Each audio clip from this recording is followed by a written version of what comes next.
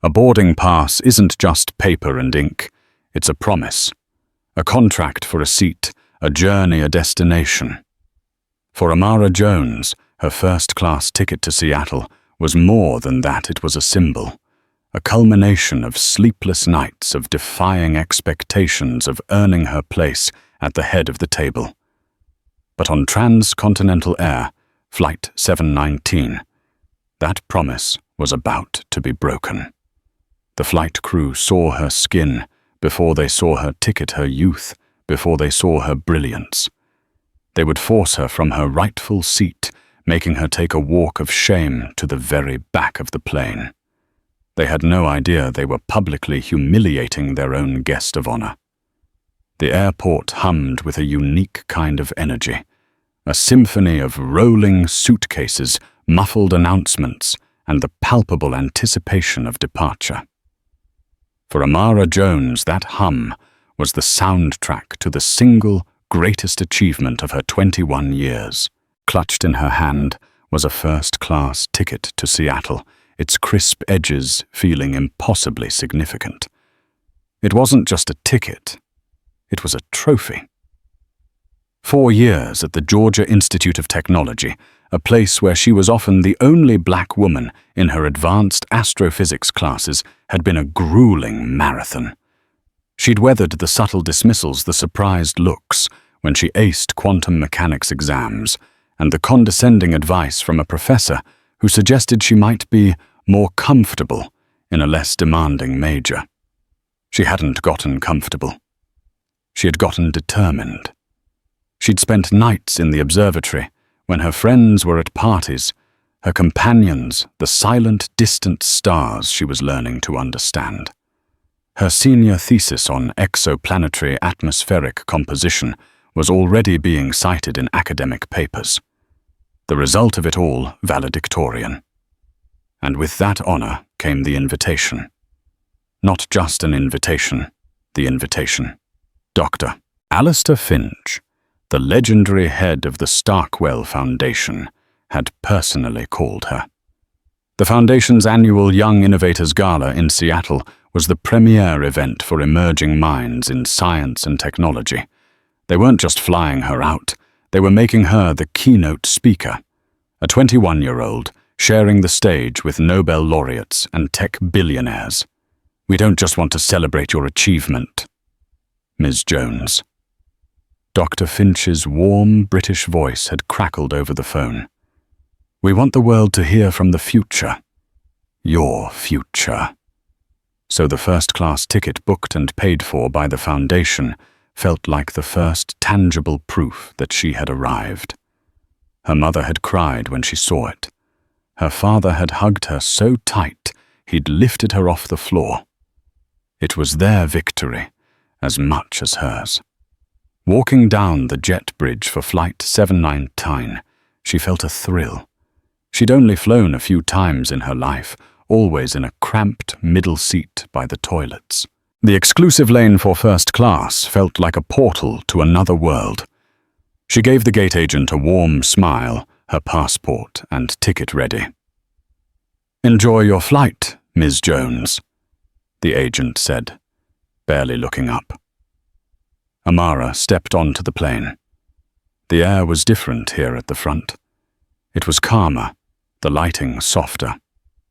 The seats were less like seats and more like personal pods, upholstered in dark grey leather. She found her seat 2B, an aisle seat, with an impossible amount of legroom. She carefully stowed her carry-on, which contained the dress for the gala, and her speech notes in the overhead bin. As she settled in, she saw him. The man in 2A, the window seat. He was in his late 50s, with a florid face, a perfectly knotted silk tie, and a gold watch that gleamed under the cabin lights. He was already sipping a glass of champagne and pointedly angled his body away from her, creating an invisible wall. He grunted as she sat, a sound of profound inconvenience. Amara ignored it, her excitement too buoyant to be punctured by a stranger's bad mood. A flight attendant approached. She was a woman in her 40s, with blonde hair, pulled into a tight, severe bun, and a name tag that read Brenda. Her smile was a thin, practiced line that didn't reach her eyes. "Pre-departure beverage?" she asked the man in 2A. "Another champagne," he clipped. Brenda turned to Amara. The smile vanished completely. "Can I help you?"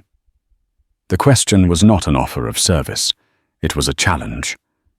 "I'm okay for now, thank you," Amara said politely. "Just some water would be great." Brenda's eyes did a quick, dismissive scan over Amara's outfit, a simple but elegant black jumpsuit, and her neat braids. "Of course." She said the words, but her tone implied Amara was an interruption. She returned moments later, placing a plastic cup of water on the tray, with a little too much force, sloshing some onto the surface. There was no napkin. Amara took a deep breath, wiping the water with her sleeve. "Don't let this bother you," she told herself. "You've earned this. You belong here." But the feeling of being an intruder was starting to creep in a cold tendril coiling in her stomach. She watched as Brenda laughed warmly with a passenger across the aisle, asking about his destination and offering to hang his jacket. With Amara, there was only a chilling, efficient void. The man in 2A finished his second glass of champagne and pressed the call button. Brenda was there in an instant. "Yes, Mr. Harrison. My apologies," he said loud enough for Amara and several others to hear, "but I seem to have a bit of a situation here." He gestured vaguely towards Amara. "I paid a significant amount for a first-class experience. That includes a certain ambiance, and I'm just not feeling it." Amara's blood ran cold. He wasn't even looking at her, but he was talking about her, as if she were a piece of luggage that had been misplaced. Brenda's face hardened into a mask of professional concern, but her eyes, when they flicked to Amara, held a glint of vindication. "I understand completely, sir," she said in a low, conspiratorial tone. "Allow me to handle this." She turned to Amara, her posture rigid. The final passenger had just boarded. The cabin door was being sealed. They were a captive audience. "Ma'am?" Brenda began, her voice suddenly loud and authoritative, cutting through the quiet cabin murmur. "I'm going to need to see your boarding pass again." The request, fired like a starter pistol, silenced the low chatter in the first-class cabin. Heads turned. Amara felt a hot flush creep up her neck as a dozen pairs of eyes fixed on her. The quiet hum of the engine was suddenly a roaring in her ears. "My boarding pass," Amara repeated, her voice steady despite the tremor in her hands. She had already shown it at the gate. The ticket was on her phone, the screen now dark. "That's right," Brenda said, her arms crossed. "Your boarding pass. There seems to be some confusion about your seat assignment." The man beside her, Mr. Harrison, let out a performative sigh and began intently studying a financial newspaper as if he were a mere bystander to the scene he had instigated. Amara fumbled for her phone, her fingers suddenly clumsy. She unlocked it and pulled up the digital pass, the bold letters "2B First Class" displayed under her name. She held it out for Brenda to inspect. The flight attendant barely glanced at it. She squinted, her lips pursed in a theatrical display of scrutiny. "It's not uncommon for there to be errors in the system. Sometimes passengers get upgraded by mistake, and the system doesn't catch it until the last minute." The implication was clear. "You couldn't possibly have paid to be here. This must be an error." "There's no mistake," Amara said, her voice dropping, trying to de-escalate the public spectacle. "The Starkwell Foundation booked the flight for me. It's correct." Mentioning the foundation's name was a mistake. Brenda's eyes narrowed. To her, it likely sounded like a made-up excuse, a name dropped to add legitimacy to a lie. "The Starkwell Foundation." Brenda repeated, drawing out the words with mocking emphasis. I see. Well, the manifest I have is showing a discrepancy. I need you to gather your belongings. Panic, cold and sharp, pierced through Amara's composure. Gather my belongings. Why, my pass is right here. You can scan it again. Ma'am, please don't make this difficult, Brenda said, her voice taking on the patronizing tone one might use with a difficult child. We have a full flight today, and we need to get underway. The seat you are in is reserved. It's reserved by me, Amara insisted, the injustice of it all making her voice shake. My name is Amara Jones. It's on the ticket. It's on your manifest. A man in seat 3D, a young tech bro type with noise-cancelling headphones, spoke up. Hey, just show her the manifest, lady. Settle this and let's get going. Brenda shot him a glare that could curdle milk. Sir, I am handling a delicate situation. Please allow me to do my job. She turned back to Amara, her patience visibly gone. I am not going to argue with you. You are not supposed to be in this seat. Now either you can collect your things and I will find you your correct seat, or I can have you removed from the aircraft for non-compliance. The choice is yours. The threat hung in the air, heavy and suffocating.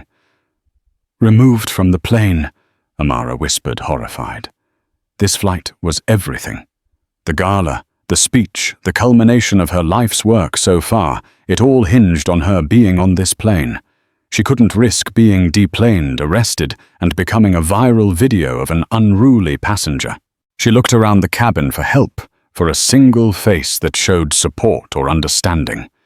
She saw mostly averted eyes. People suddenly fascinated by the safety card, their phones, the ceiling. They wanted the discomfort to end. They didn't care how, only that it did so quickly.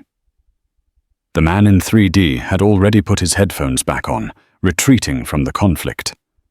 The only person meeting her gaze was a man in 4A. He looked to be in his late 30s with a kind, worried face.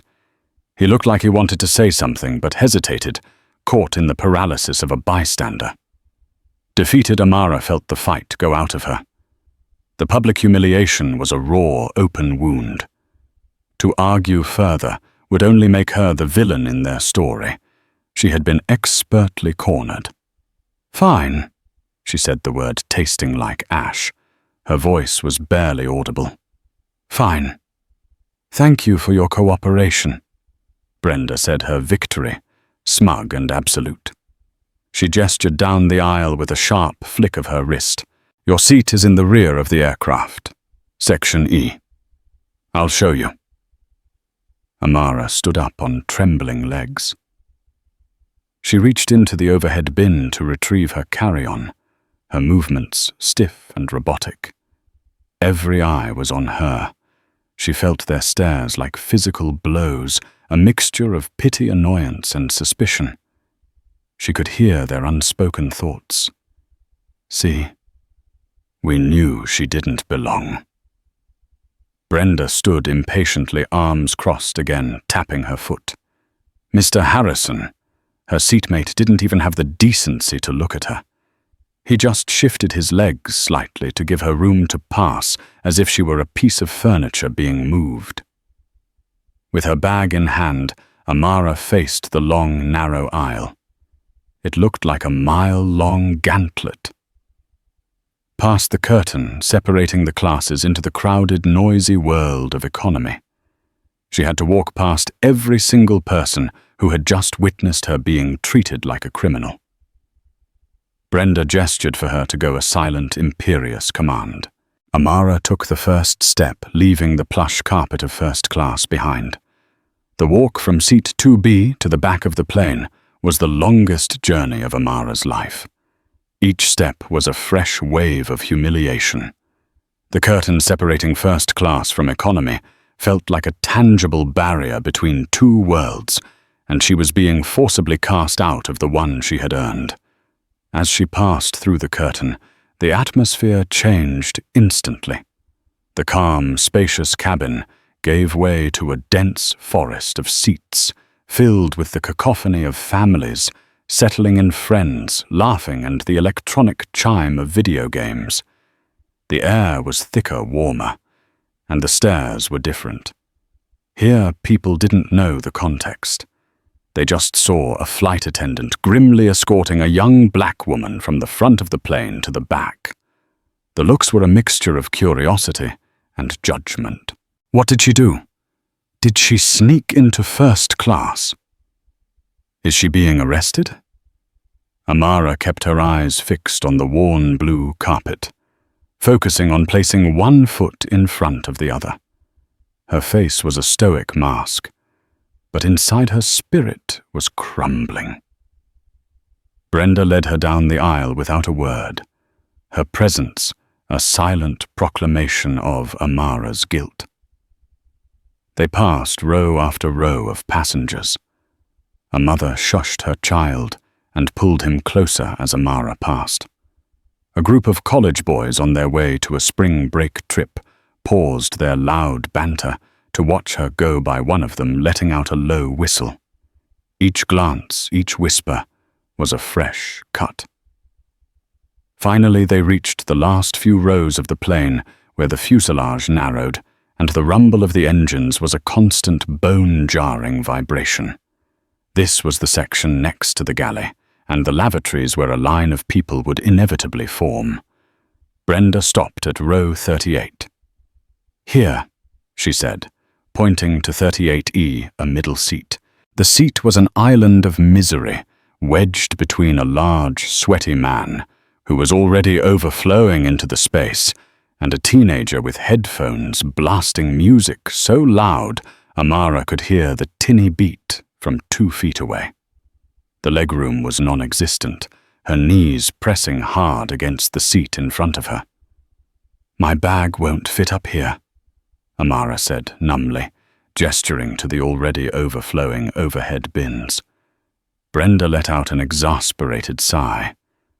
"Then we'll have to gate check it." She snatched the bag from Amara's hand without asking.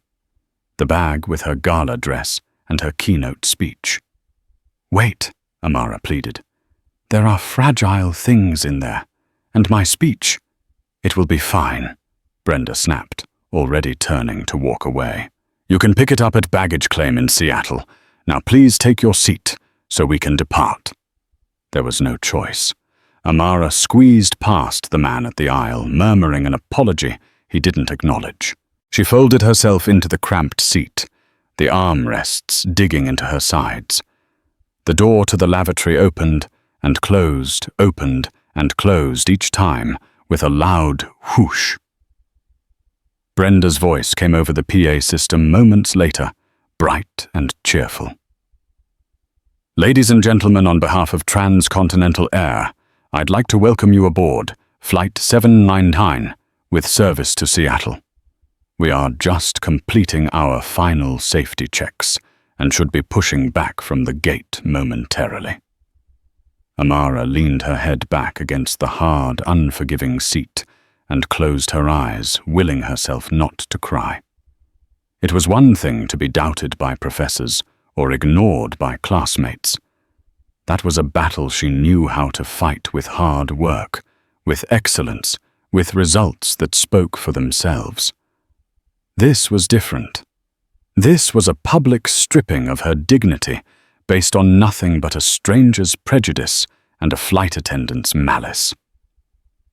The man from seat 4A, the one with the worried eyes, got up to use the restroom. As he passed her row, he paused for a fraction of a second. Their eyes met. He opened his mouth as if to speak, then seemed to think better of it, giving her a small, helpless shrug before continuing on. Another person who saw injustice and chose silence. The disappointment was a heavy weight in her chest. The plane taxied, rumbled down the runway, and finally lifted into the air. Atlanta shrank below them, a sprawling grid of glittering lights. Amara was supposed to be watching this from a wide, comfortable window, sipping water from a real glass, feeling triumphant. Instead, she was crammed in the back, her belongings gone. Her spirit bruised, flying towards the most important night of her life, feeling smaller than she ever had before. She pulled out a small notebook and a pen from her purse.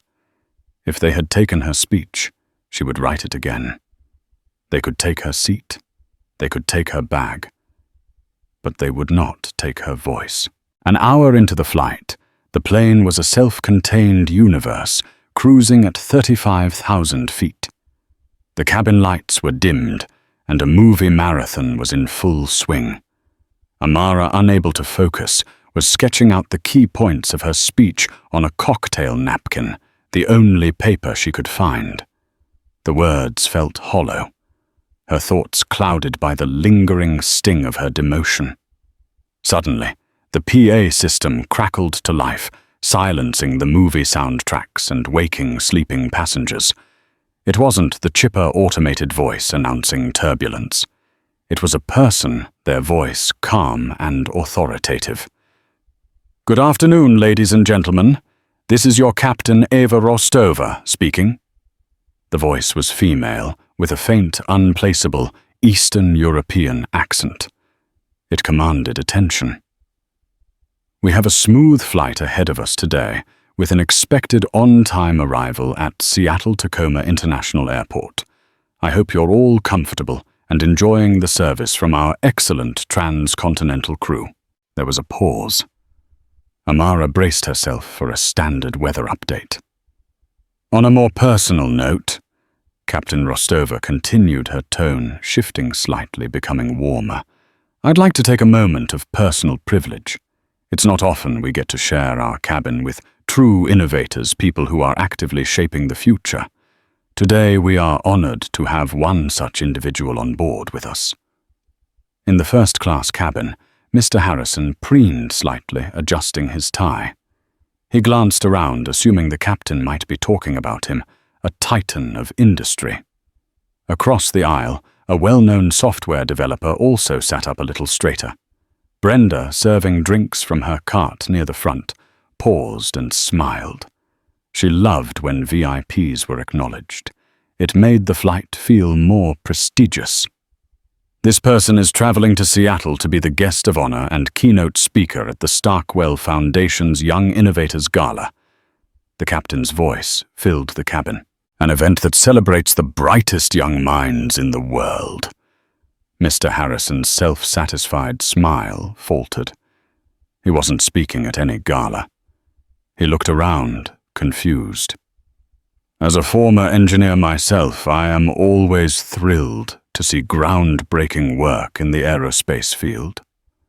Our special guest is this year's Valedictorian from the Georgia Institute of Technology, whose thesis on exoplanetary atmospheric composition has turned the heads of the entire scientific community." A ripple of murmurs went through the plane. In the back, Amara's head shot up. Her heart began to pound against her ribs. She couldn't be talking about me. Could she? She represents the very best of a new generation of scientists, and we at Transcontinental Air are incredibly proud to be flying her to her well-deserved celebration. The captain's voice swelled with genuine admiration. "So if you would please join me in a round of applause to congratulate and welcome our guest of honor, who is seated in 2B today, Ms. Amara Jones." Silence. A thick, profound, and utterly horrifying silence fell over the first-class cabin. It was as if the oxygen had been sucked out of the air. Brenda, holding a can of tomato juice, froze mid-pour. The can slipped from her fingers, clattering onto the galley floor and splashing red liquid across the pristine white cabinets. Her face, already pale, turned a ghostly white. Her eyes darted wildly around the front cabin, searching for Amara in seat 2B. But seat 2B was empty. Mr. Harrison stared at the vacant seat beside him, the seat he had complained about. The seat from which he'd had its occupant, the guest of honor, removed. The blood drained from his face, leaving his skin a blotchy, mottled pink. He looked like he had seen a ghost, the man in 4A. The one who had watched everything unfold, slowly lowered his head into his hands, groaning softly. The applause started slowly, mostly from the back and middle of the plane, where passengers were unaware of the drama. They were just happy to celebrate something good. But in the front, the silence stretched taut and unbearable. Captain Rostova, oblivious in the cockpit, waited for a response. "Ms. Jones, perhaps she has headphones on. Flight crew, could you please pass on my congratulations?" That question, broadcast to the entire plane, was the final nail in the coffin. Brenda's entire body began to tremble. Her mind raced, replaying the confrontation, the condescending tone, the threat, the long, shameful walk she had forced upon the very person the captain was lauding as a genius. Every passenger in first class who had witnessed the event was now staring at her, their expressions a mixture of shock, dawning horror, and contempt. She had not just made a mistake. She had, in front of an audience of the airline's most valuable customers, committed an act of professional suicide. And deep down, in a place she refused to acknowledge, she knew why she had done it. She had seen a young black woman in a place she didn't think she belonged, and had acted on that ugly, buried prejudice. The captain's voice came on the intercom again, this time connected only to the cruise channel, but the click was audible. "Brenda, what's going on? Is Miss Jones not in her seat?" Brenda couldn't answer. She was paralyzed, standing in a puddle of tomato juice, her carefully constructed world collapsing around her. The guest of honor wasn't in seat 2B. She was in 38E, crammed between two strangers because of her.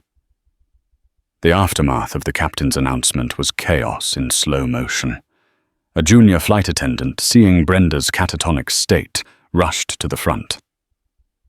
There's been a mistake, Captain," she stammered into the phone.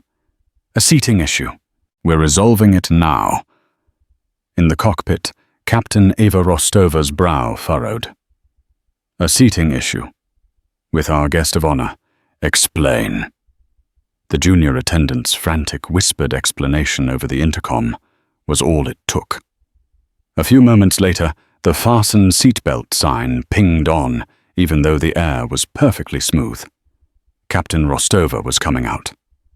A tall, imposing woman with sharp features and silver-streaked hair, pulled back in a severe bun, emerged from the cockpit.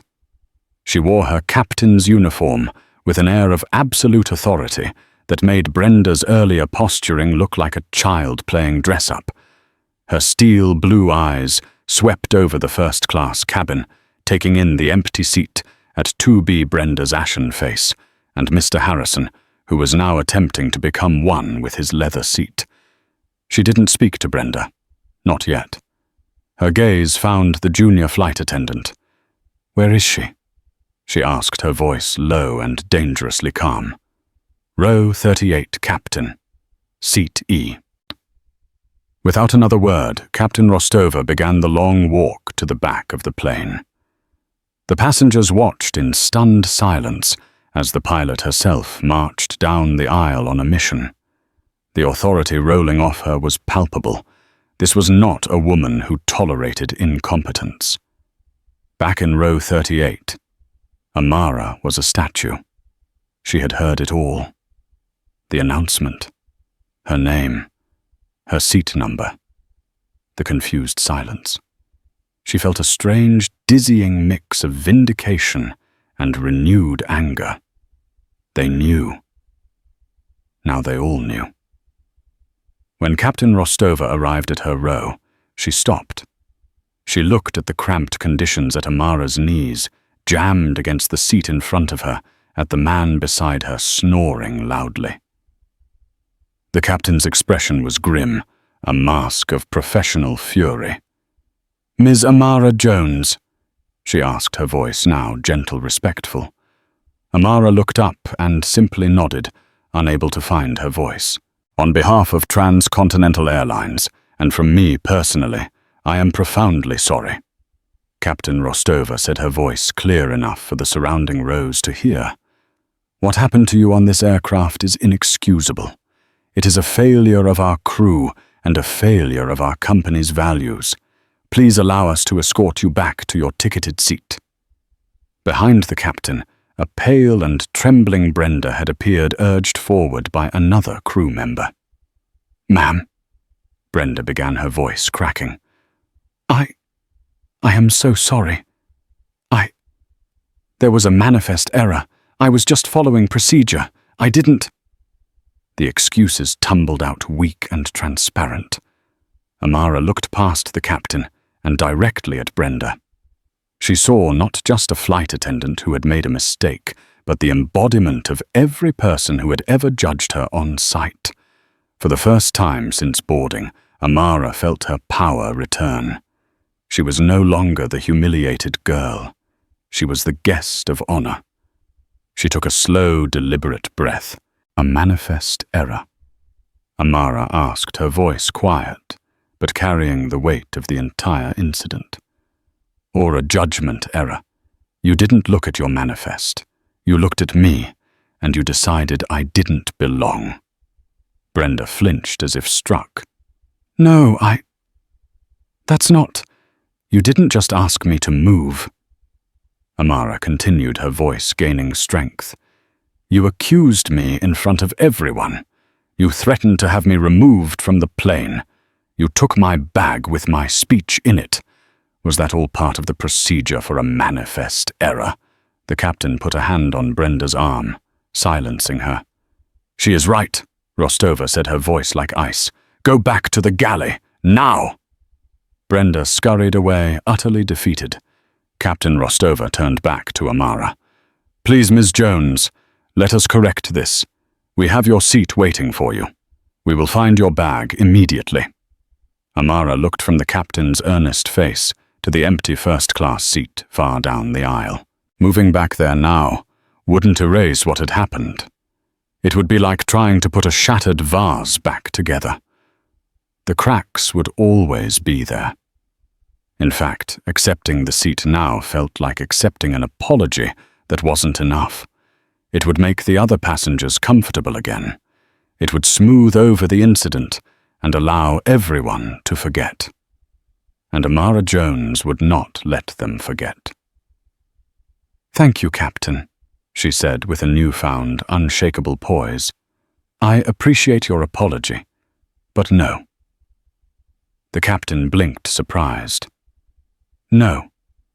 No, Amara repeated firmly. You asked me to move to this seat. This is where I was told to sit. So this is where I will stay for the rest of the flight. To go back up there now would be to pretend that this never happened, and it did happen. I think it's important that we all sit with that for a while. Her decision hung in the air, more powerful than any outburst could have been. It was a quiet, dignified, and devastating refusal. She was reclaiming her story, not by taking back the luxury seat, but by owning the injustice of the one she was in. Captain Rostova stared at her for a long moment, a flicker of profound respect in her eyes. She recognized the strength in Amara's choice. It was a checkmate. I understand, the captain said, finally, nodding slowly. As you wish. Is there anything at all I can get for you? Anything? Yes, Amara said. My notebook and pen fell on the floor. I'd like to finish writing my speech. As Captain Rostova retrieved the notebook from the floor and handed it to Amara with the reverence one might reserve for a historical document, the man in 4A finally found his courage. He unbuckled his seatbelt and made his way to the back. He knelt in the aisle beside Amara's row, ignoring the grumbling of the man in the aisle seat. My name is Ben Carter, he said in a low voice. I'm a journalist with the Seattle Times. I saw everything that happened. I am so ashamed that I didn't say anything. But I did do something." He held up his phone. "I recorded the entire exchange, the flight attendant's accusations, your calm responses, her threat to remove you. It's all here." Amara stared at him, then at the phone. A recording. Evidence. "When we land," Ben continued, his eyes earnest, "this is going to be a major story. If you'll let me, I want to be the one to tell it, and I want to tell it right. Your story deserves to be heard." Amara considered it for a moment. Her first instinct was to shy away from the attention, but then she thought of the countless others who had faced similar unrecorded humiliations. Her story wasn't just hers anymore. It was a testament. "Okay," she whispered. "Okay." The last 2 hours of the flight were the most tense in Transcontinental Air's recent history. The first-class cabin was a morgue. Mr. Harrison stared blankly ahead, sweating through his expensive shirt. Brenda was confined to the galley, reportedly weeping. The other flight attendants moved about with robotic efficiency, refusing to make eye contact with anyone. The moment the plane docked at the gate in Seattle, Ben Carter's phone was already uploading the video file and his draft of the story to his editor. Captain Rostova personally deplaned with Amara, shielding her from stares and escorting her into the terminal, where a flustered, horrified-looking man in a suit was waiting. "Ms. Jones, I am David McMillan, CEO of Transcontinental Air," he said, rushing forward. He had clearly been scrambled to the airport the moment the captain had called from the air. "On behalf of our entire organization," Amara held up a hand. "Mr. McMillan, your airline's apology is an hour too late and 35,000 feet too low. You have my contact information. Have your legal team call my legal team." She didn't have a legal team, but in that moment, she knew she would need one. Waiting beside him was Dr. Alistair Finch from the Starkwell Foundation. His usually cheerful face a thundercloud of rage. He enveloped Amara in a hug. "My dear girl, I am so sorry. We've arranged for your bag to be retrieved from the cargo hold personally. It will not enter the main terminal." He then turned to McMillan. "Mr. McMillan, your airline's sponsorship of our gala is hereby terminated, effective immediately." McMillan blanched. The Starkwell Gala sponsorship was a multi-million-dollar contract. By the time Amara was in a black car heading to her hotel, the story was live on the Seattle Times website. Ben Carter's article, complete with the damning video, was an explosion on the internet. "Valedictorian guest of honor forced to back of plane on transcontinental flight." The headline was everywhere. #fly the prejudice, skies, and #justice for Amara trended on Twitter within the hour. The video was gut-wrenching. Brenda's smug superiority and Amara's quiet dignity were on full display for the world to see. The karma was swift and brutal. Transcontinental Air's stock price took a nosedive in after-hours trading. Their social media pages were flooded with tens of thousands of angry comments. Their corporate phone lines were jammed. By midnight, CEO David McMillan was forced to release a second, more groveling video apology, announcing that the flight attendant in question, Brenda Vance, had been suspended indefinitely pending a full investigation. But the internet wasn't done. Amateur sleuths, armed with the name from Brenda's tag and a clear view of Mr. Harrison's face in the video, got to work. Within 3 hours, he was identified Charles Harrison, CEO of Harrison Holdings, a private equity firm known for its ruthless business practices. His company's website crashed from the traffic. His LinkedIn profile was bombarded with messages. The story of his complaint, the catalyst for the whole affair, was added to his Wikipedia page under a new section titled Controversies. The machine of public reckoning was just warming up. Amara, now safely in her hotel suite, watched it all unfold on her laptop, a surreal and terrifying storm that she was at the center of. The world now knew what had happened on Flight 719. The question was, what would happen next? The world does not spin on an axis of justice, but sometimes gravity pulls in favor of the righteous. For the architects of Amara Jones's humiliation on Flight 719, gravity was about to become an unforgiving, crushing force. The reckoning was not a single event, but a series of precise, devastating detonations that dismantled their lives piece by piece. The first to fall was Brenda Vance. Her indefinite suspension lasted exactly 22 hours. She was summoned not to an airport office, but to the gleaming, soulless headquarters of Transcontinental Air in downtown Atlanta. She walked through the marble lobby, her sensible shoes squeaking on the polished floor, feeling a desperate hope that this was a formality, a stern lecture, sensitivity, training, perhaps a demotion. She was, after all, a 20-year veteran with a spotless record. She believed in procedures, in seniority in the system. She was about to learn the system had no loyalty to a liability. She was shown into a boardroom with a panoramic view of the city. Waiting for her were not her direct supervisors, but 2 vice presidents and a shark-eyed woman from the corporate legal department. There was no friendly chatter. "Ms. Vance," the lawyer began, sliding a tablet across the vast mahogany table. "We have reviewed the incident report from Captain Rostova, the testimony of 6 first-class passengers, and of course the video that is now viewable by roughly 1/3 of the planet." On the tablet was the video Ben Carter had filmed.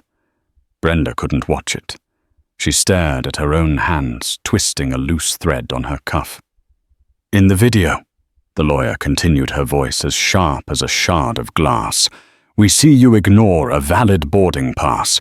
We see you escalate the situation with a paying customer. We hear you threaten to have her deplaned. At no point do we see you consult the manifest, which we have confirmed was accurate. At no point do we see you attempt to de-escalate. What we see, Ms. Vance, is an employee who, based on her own biases, decided a passenger was a liar and proceeded to publicly humiliate her. That passenger is now a national hero, and this airline is the villain in her story. Our stock is down 7%. Is there anything in that summary you find factually inaccurate?" Brenda opened her mouth, the excuses she had rehearsed dying on her lips. I thought it was a mistake. Mr. Harrison complained. I was under pressure." "Mr. Harrison's complaint is a separate, though related issue." A vice president cut in his voice, heavy with contempt. "Your job was to verify the ticket and placate the passenger. You failed on all counts. Your actions have already cost this company an estimated $40 million in market capitalization and the Starkwell Foundation sponsorship. That does not include the settlement we will inevitably be paying Ms. Jones." "I'll call the union," Brenda whispered, a last-ditch threat. The lawyer gave a thin, cruel smile. "We already did. They've reviewed the evidence. Their official position is that they cannot and will not defend an employee whose actions so flagrantly violate both company policy and federal anti-discrimination laws. They send their regards." And that was it. Her career, 2 decades of her life, evaporated under the cold fluorescent lights of that boardroom. She was handed a box to clean out her locker. Security escorted her from the building, a walk of shame far more permanent than the one she had inflicted on Amara. The news vans were already waiting outside her suburban home. Her name, face, and story were now public property, a cautionary tale of modern-day bigotry. Simultaneously, in a skyscraper in New York City, a similar corporate execution was underway. Charles Harrison sat at the head of his own boardroom table, but he was no longer in command. The faces staring back at him, the board members he had hand-picked, the men he golfed with, were cold, their eyes flinty. "Charles, this is a catastrophe," said a woman named Eleanor Vance, the board's lead independent director. "We're not talking about a bad press cycle. We're talking about brand annihilation. The hashtag #BoycottHarrisonHoldings is trending. The California Teachers Pension Fund just pulled $500 million.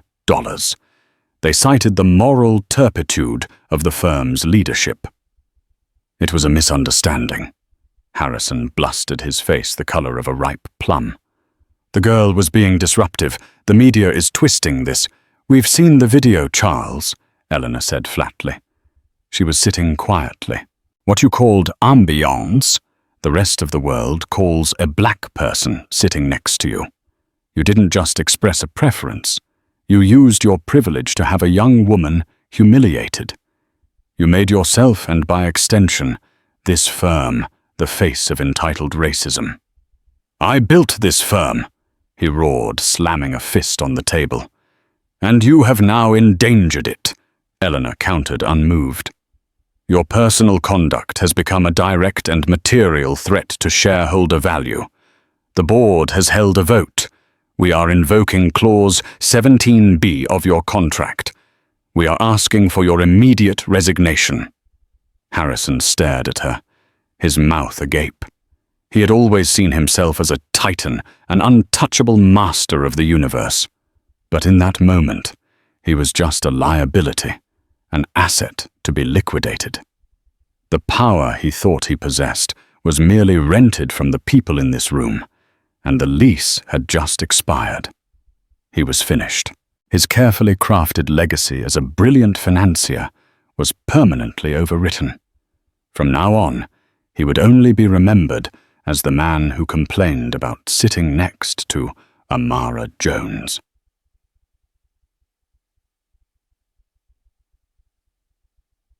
While their worlds crumbled, Amara's was being forged in the heart of the storm. The night of the Starkwell Gala arrived. The air in the grand ballroom crackled with an energy that went beyond the usual polite schmoozing of a black tie event. They were all there for her. When Dr. Alistair Finch took the stage, he set aside his prepared introduction. "Good evening," he began, his voice resonating through the silent hall.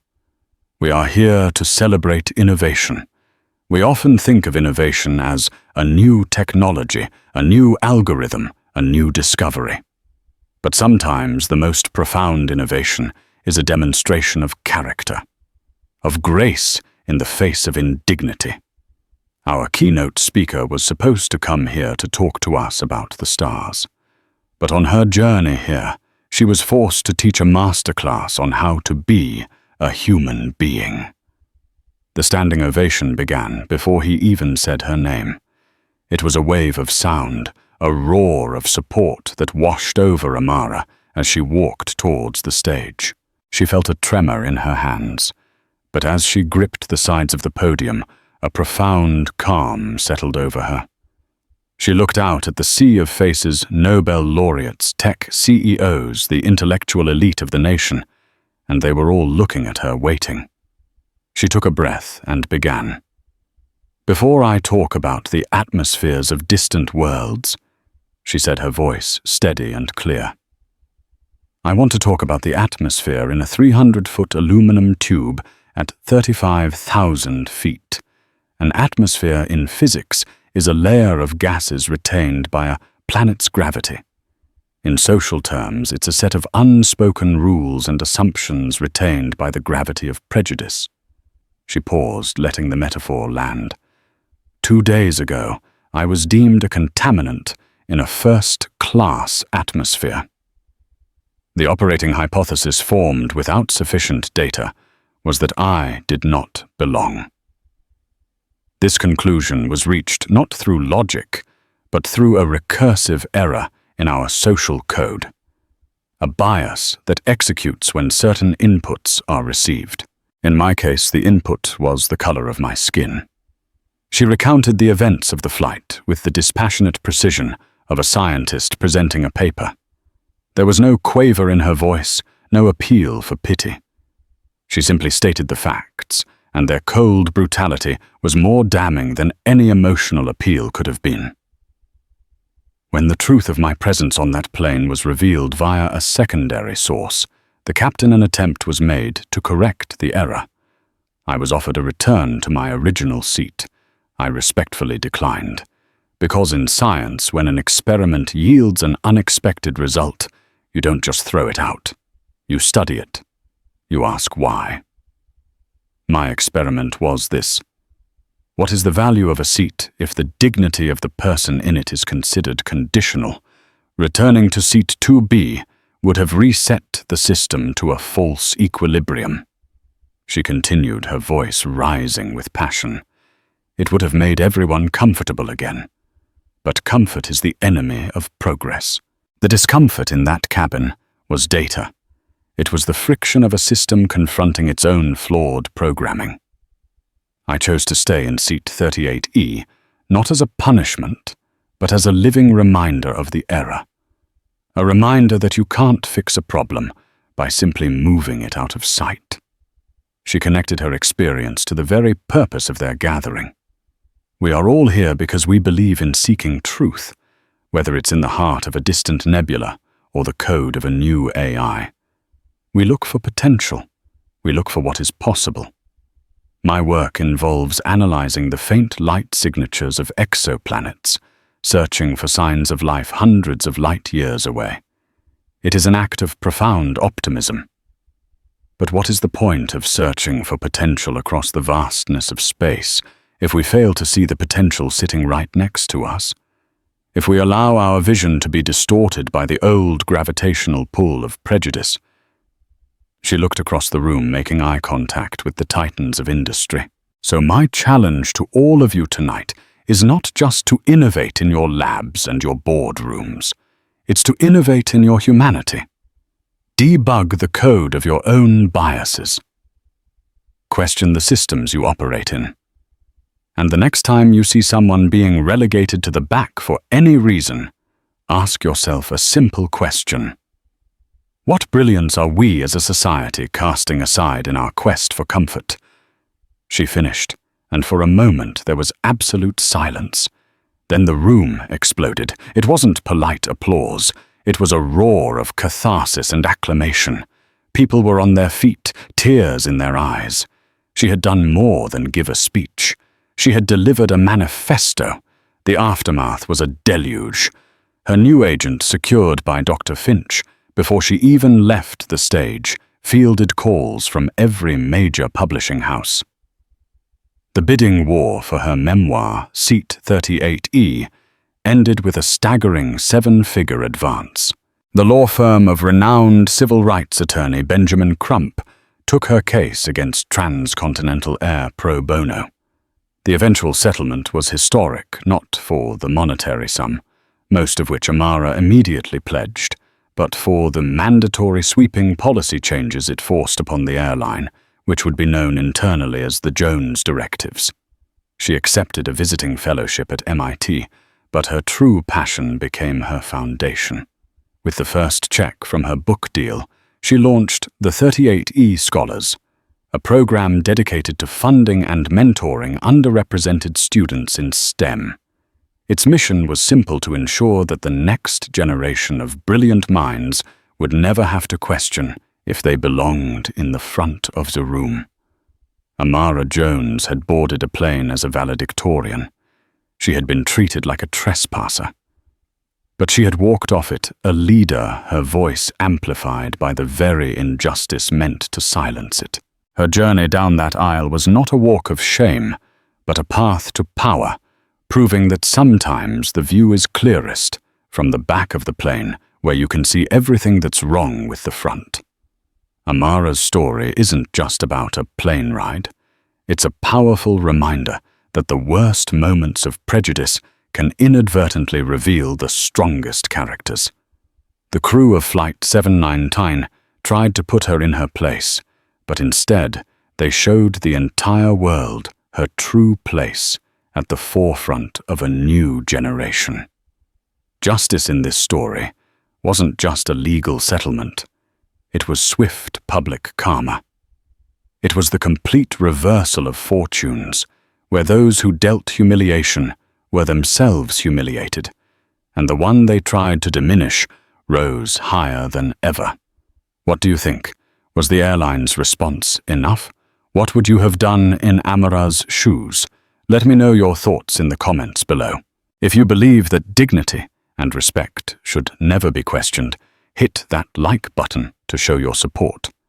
And don't forget to subscribe and turn on notifications for more true life stories of justice and karma. Thanks for listening.